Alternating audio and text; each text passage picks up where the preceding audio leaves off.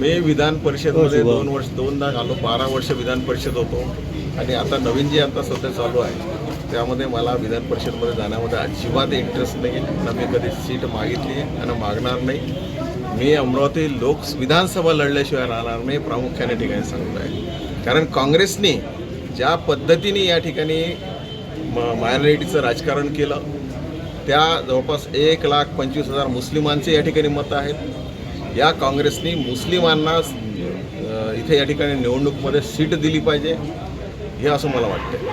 कारण मला जर उभं राहायचं आहे तर मी भारतीय जनता पार्टीचा 100% भारतीय जनता पार्टीकडनंच उभा राहील आणि भारतीय जनता पार्टीचा विधान परिषदचा जरी सदस्य असलो तर मी सध्या होत असलेल्या विधान परिषदच्या याच्यामध्ये मी सध्या कोणाला सीट मागितली नाही, कोणाला विनंती केली नाही.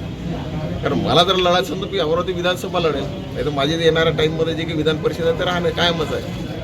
परंतु या ठिकाणी मोठ्या प्रमाणात एक चर्चा चालू आहे अमरावती शहरामध्ये की ज्या पद्धतीने अमरावतीमध्ये त्या दिवशी आमचे चंद्रकांत पाटील या ठिकाणी आले आणि या ठिकाणी ऑफिस मागण्यासाठी लोकसभेच्या याला खासदाराला ऑफिस मागण्याच्या दृष्टिकोनातून या ठिकाणी जी आपण पाहिलं, सगळं मीडियाने सगळं पाहिलं. मी सुद्धा त्यामध्ये काहीतरी मध्यस्थी करण्याचा प्रयत्न केला की ऑफिस जोपर्यंत आपण शपथ घेतो त्याच्या इतिहासातच झालं फक्त की कलेक्टर ऑफिसला खासदाराचं ऑफिस असलं पाहिजे असं कुठे नव्हतं. पण ठीक आहे, दिल्या गेलं होतं, परत देणार होते. कारण जेव्हा ते आपले वानखडे साहेब जेव्हा आले तेव्हा त्यांनी शपथ लोकसभेमध्ये जाऊन शपथ घ्यायची होती आणि शपथ घेतल्यानंतर 100% त्यांना सुद्धा मिळालं असतं. पण त्या दिवशी ज्या पद्धतीने हा प्रकार राजकारण झालं हे काही फार शोभणारं राजकारण नव्हतं. आणि याच अनुषंगानं ज्या पद्धतीने काँग्रेस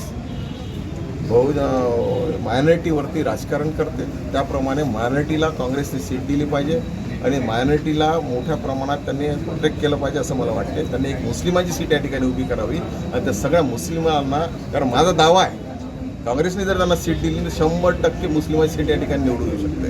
मग काँग्रेसने करावं. त्यासाठी कुठलाही बहुजनाचा कॅन्डिडेट उभा करू नये. त्यात देशमुख पाटील वगैरे याचा संबंध नाही आहे. तरी काँग्रेसला मुस्लिमांना सीट दिली पाहिजे काँग्रेसने, माझं असं या ठिकाणी मत आहे. टक्कर तर तुम्हीच देता म्हणणार ना? टक्कर तर देऊ.